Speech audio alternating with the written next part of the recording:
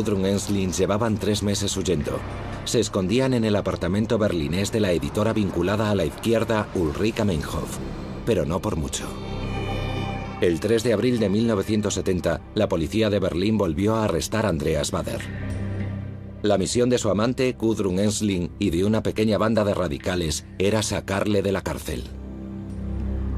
Andreas fue detenido y evidentemente Gudrun y el resto de nosotros lo queríamos fuera.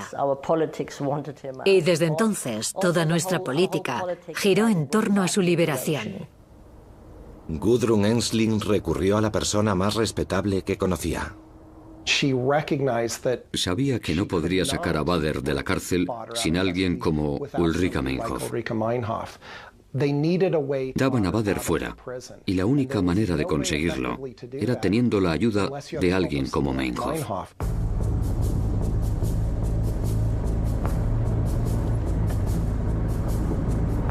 Para la complaciente Ulrika Meinhof era una oportunidad de ganarse el favor de los revolucionarios que tanto admiraba. Algo le decía que tenía que ayudarle a salir de la cárcel, pero no creo que tuviera planificado convertirse en miembro de un grupo terrorista. Pero cuando las cosas empezaron a ir mal, Ulrika Meinhof tomó una decisión que la condujo a una vida muy distinta. Con la liberación a lo Bonnie y Clyde de Andreas Baader, Meinhof pasó de ser una respetada editora a la criminal más buscada de Alemania. Y ella redefinió el pequeño grupo de extremistas al que se acababa de unir. Imprimieron carteles de Se Busca, en los que ofrecían 5.100 euros por la captura de Ulrika Meinhof. Ella fue la que les dio importancia, ya que era una conocida intelectual que había dado un giro inesperado. Eso fue lo que les hizo importantes. A los pocos días de la huida de Andreas Baader, la antigua editora redactó su primer comunicado como nuevo miembro del grupo. El agresivo manifiesto dejó muy claro que la banda iba a operar bajo un nombre diferente. ¿De verdad creían los cerdos que íbamos a dejar en la cárcel al camarada Baader 2 o 3 años? Quien no se defiende muere. Que comience la resistencia armada. ¡Arriba el Ejército Rojo! Esto fue después de que el Ejército Rojo japonés hubiera atacado un aeropuerto israelí. Por entonces querían ser considerados parte de una facción, o una facción con un objetivo mayor, así que se inventaron un nombre inspirado en el Ejército Rojo japonés y de ahí su nombre. Los estudiantes eran muy radicales, se identificaban con los grupos de guerrillas de todo el mundo. Y la idea principal era llevar a cabo la revolución y usar la violencia para iniciar la revolución. No hay que olvidar que grupos como este no eran un fenómeno aislado en la antigua República Federal de Alemania. Había grupos parecidos en Italia, Francia e incluso en los Estados Unidos. La militancia era una estrategia política. Y todo eso pareció posible cuando un nuevo panfleto apareció en las librerías de Berlín Occidental. El manual del guerrillero urbano de Carlos Marighella era una guía para llevar las tácticas de guerrillas rurales a entornos más urbanos. Es un libro muy importante porque, fundamentalmente, es un manual de campo para librar guerras urbanas. Y fue muy emocionante para muchos de ellos porque empezaron a pensar que quizás podían librar esa guerra en las calles de Alemania.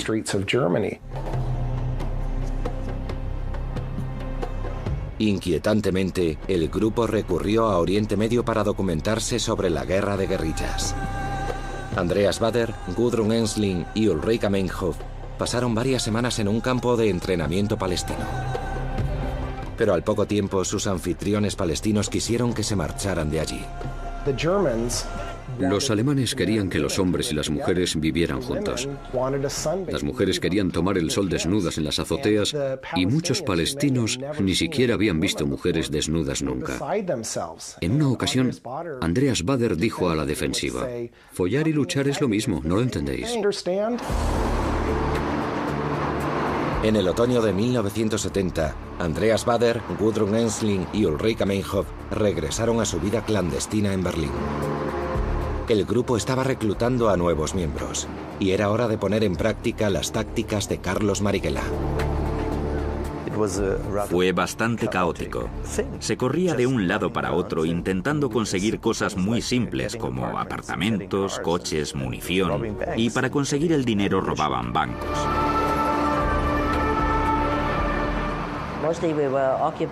Sobre todo trabajábamos en la logística. Pero a menudo la policía nos lo fastidiaba todo. Como teníamos accidentes de coches, teníamos que encontrar coches nuevos y pisos nuevos. Y no veíamos que avanzáramos demasiado. Para la antigua editora Ulrika Meinhof, su sueño se estaba convirtiendo en la peor pesadilla. Una noche, cuando estaban en un apartamento intentando robar un coche, dijo: "Lo que estamos haciendo es totalmente ridículo. Vamos de un lado para otro robando coches para terminar en la cárcel. Así que, ¿qué sentido tiene?". Sin embargo, no se fue del grupo, se quedó. La antigua periodista había abandonado todo para ser parte de una causa. Pero a pesar de prestar su nombre a la organización, Meinhof nunca formó parte de la banda. En el grupo Baader-Meinhof solo importaban dos personas, Andreas Baader y Gudrun Ensslin. El nombre de la banda, Baader-Meinhof, no era correcto. Debería haberse llamado Baader-Ensslin. Baader y Ensslin eran los más fuertes y utilizaron al resto. Por tanto, Ulrika Meinhof fue utilizada también, izada por su nombre, por el glamour que tenía, por su potencial intelectual. La podían utilizar para hacer contactos externos al grupo. Por eso mucha gente, sobre todo gente joven, se unió al grupo, porque admiraban a Ulrika Meinhof. Sorprendentemente había cierto apoyo público hacia el grupo. En julio de 1971, una encuesta reveló que el 20% de los jóvenes del norte de Alemania tenían cierta simpatía por la banda, y 1 de cada 10 hubiera estado dispuesto a dar cobijo una noche a los miembros del grupo. Había una atmósfera de Robin Hood a su alrededor. Tenían una especie de resplandor. Mucha gente que conoció a mi hermana dice que resplandecía. Convencía a las personas de que podían ir más allá de sus limitaciones o de que podían conseguir sus sueños. Llevaban gafas de sol Ray-Ban, pantalones de terciopelo arrugado, daban dinero a los pobres, eran geniales, robaban coches, robaban BMWs, hicieron de BMW una marca de coches muy popular comparada con otras de la época. En definitiva, tuvieron un gran impacto y el hecho de ser jóvenes y guapos les ayudó mucho. Pero todo eso estaba a punto de cambiar. Tras casi 2 años huyendo, la estilosa facción del Ejército Rojo empezaría a avanzar en segunda. Pronto, Andreas Baader, Gudrun Ensslin y Ulrika Meinhof tendrían la sangre de 2 naciones en sus manos.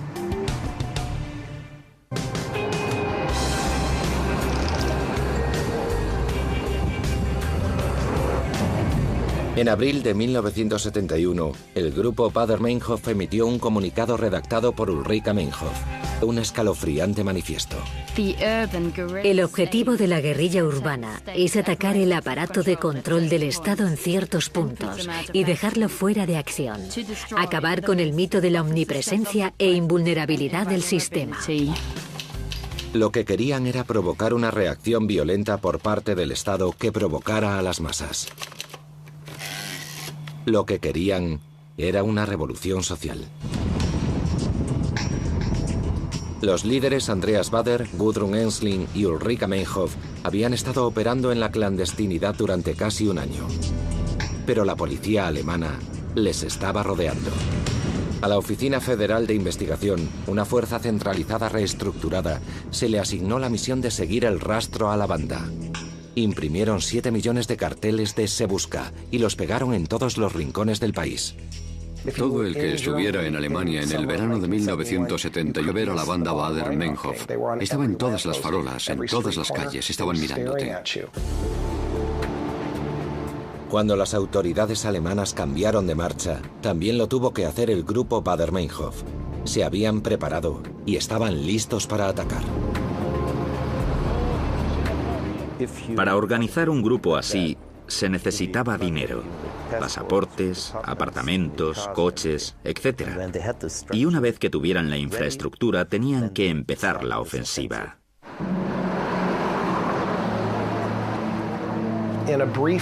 En un breve periodo de tiempo de 2 semanas hicieron volar comisarías de policía, mataron a 2 norteamericanos en Heidelberg, hicieron explotar una imprenta del grupo mediático Springer en Hamburgo. Fueron un par de semanas de una incalculable devastación, algo que Alemania no había visto desde hacía 30 años, desde la Segunda Guerra Mundial. En mayo de 1972, la banda Baader-Meinhof entre sus objetivos las bases norteamericanas, la policía alemana y la prensa, todo en nombre de la revolución social. Fue una catastrófica campaña de bombardeo que dejó tras de sí una incalculable destrucción y muchas muertes. Al otro lado de la calle había trozos de cuerpos colgados de los árboles.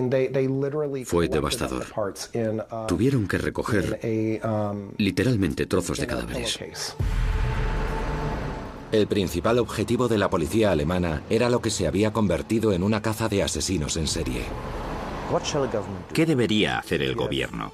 Si hay un grupo de 20 personas robando bancos, matando y secuestrando a gente importante y no tan importante, ¿qué debe hacer el Estado? Todos los gobiernos del mundo intentarían que su policía los capturara. Y eso es lo que hizo el gobierno alemán. A los pocos de las atrocidades, la policía alemana acorraló a Andreas Baader y a 2 de sus cómplices en un garaje de Frankfurt. Tras el primer intercambio de disparos, Holger Mainz, uno de los miembros de la banda, se entregó. Seguidamente, un francotirador de la policía disparó a Andreas Baader en la pierna. El asesino más despiadado de Alemania fue encarcelado. La banda Baader-Meinhof había fracasado en su intento de llevar a cabo una gloriosa revolución. Hubo muchos asesinatos que sembraron el terror entre los pocos que esperaban convertir. A los pocos días, Ulrika Meinhof y Gudrun Ensling también fueron arrestadas. Para Meinhof, el último giro de su drama revolucionario fue un golpe del que nunca se recuperaría. Había abandonado a sus hijos. Había abandonado que significaba algo para ella, todo en lo que creía. Y ahora todo eso había terminado. No quedaba nada. Literalmente no le quedaba nada. Fue algo devastador para ella.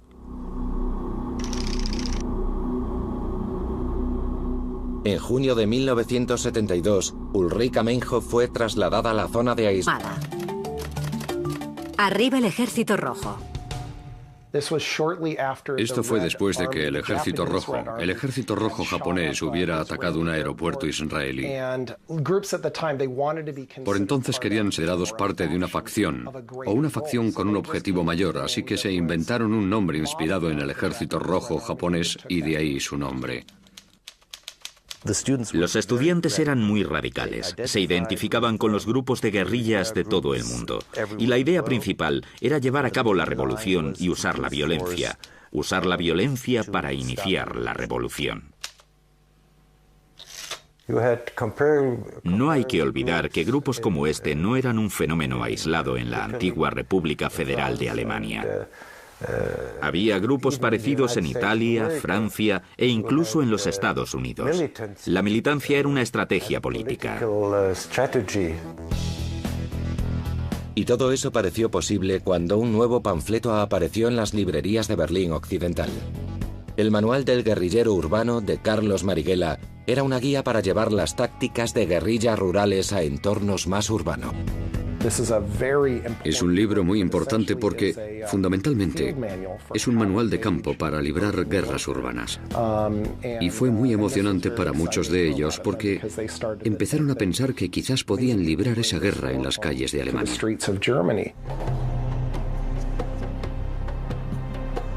Inquietantemente, el grupo recurrió a Oriente Medio para documentarse sobre la guerra de guerrillas. Andreas Baader, Gudrun Ensslin y Ulrika Meinhof pasaron varias semanas en un campo de entrenamiento palestino. Pero al poco tiempo sus anfitriones palestinos quisieron que se marcharan de allí. Los alemanes querían que los hombres y las mujeres vivieran juntos. Las mujeres querían tomar el sol desnudas en las azoteas y muchos palestinos ni siquiera habían visto mujeres desnudas nunca. En una ocasión, Andreas Baader dijo a la defensiva: «Follar y luchar es lo mismo, ¿no lo entendéis?».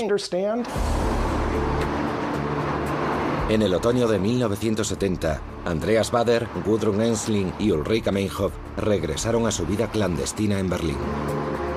El grupo estaba reclutando a nuevos miembros y era hora de poner en práctica las tácticas de Carlos Marighella. Fue bastante caótico. Se corría de un lado para otro intentando conseguir cosas muy simples como apartamentos, coches, munición, y para conseguir el dinero robaban bancos.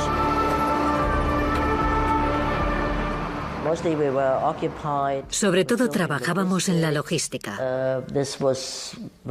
Pero a menudo la policía nos lo fastidiaba todo. Como teníamos una oportunidad de ganarse el favor de los revolucionarios que tanto admiraba. Algo le decía que tenía que ayudarle a salir de la cárcel. Pero no creo que tuviera planificado convertirse en miembro de un grupo terrorista. Pero cuando las cosas empezaron a ir mal, Ulrika Meinhof tomó una decisión que la condujo a una vida muy distinta. Con la liberación a lo Bonnie y Clyde de Andreas Baader, Meinhof pasó de ser una respetada editora a la criminal más buscada de Alemania.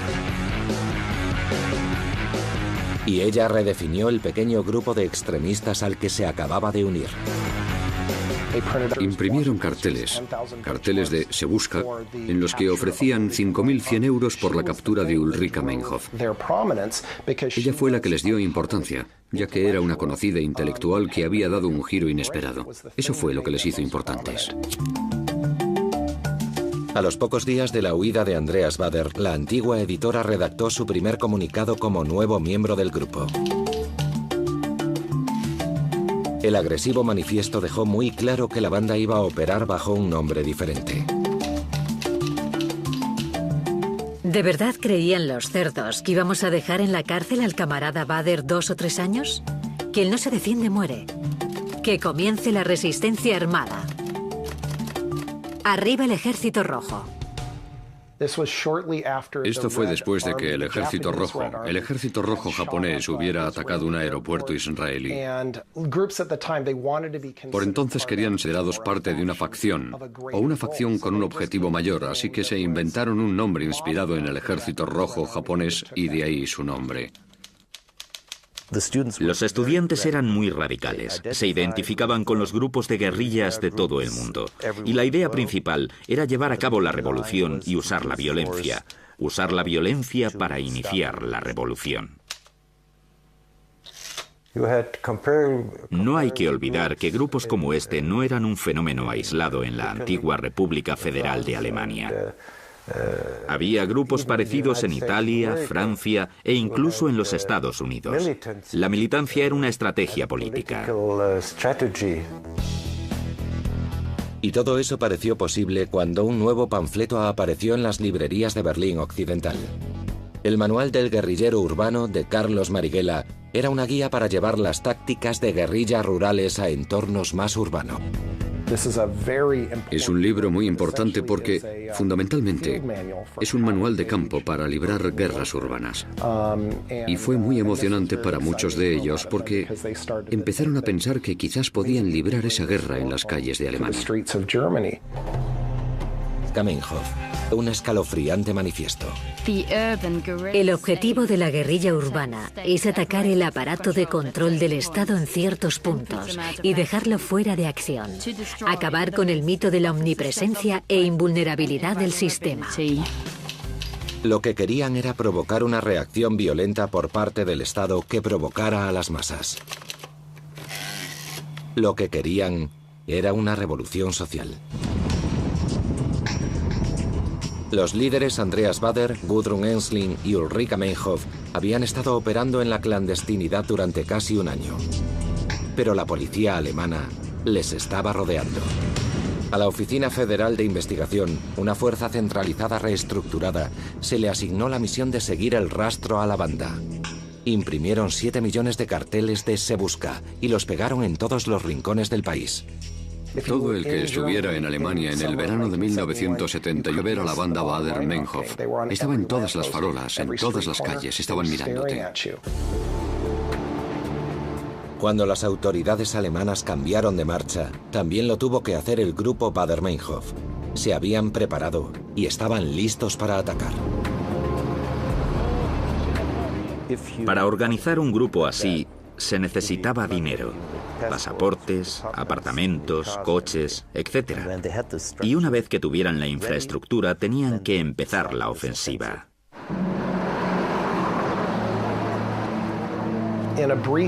En un breve periodo de tiempo de 2 semanas hicieron volar comisarías de policía, mataron a 2 norteamericanos en Heidelberg, hicieron explotar una imprenta del grupo mediático Springer en Hamburgo. Fueron un par de semanas de una incalculable devastación, algo que Alemania no había visto desde hacía 30 años, desde la Segunda Guerra Mundial. En mayo de 1972, la banda Baader-Meinhof de sus objetivos, las bases norteamericanas, la policía alemana y la prensa, todo en nombre de la revolución social. Fue una catastrófica campaña de bombardeo que dejó tras de sí una incalculable destrucción y muchas muertes. Al otro lado de la calle había trozos de cuerpos colgados de los árboles. Fue devastador. Tuvieron que recoger literalmente trozos de cadáveres. El principal objetivo de la policía alemana era lo que se había convertido en una caza de asesinos en serie. ¿Qué debería hacer el gobierno? Si hay un grupo de 20 personas robando bancos, matando y secuestrando a gente importante y no tan importante, ¿qué debe hacer el Estado? Todos los gobiernos del mundo intentarían que su policía los capturara. Y eso es lo que hizo el gobierno alemán. A los pocos de las atrocidades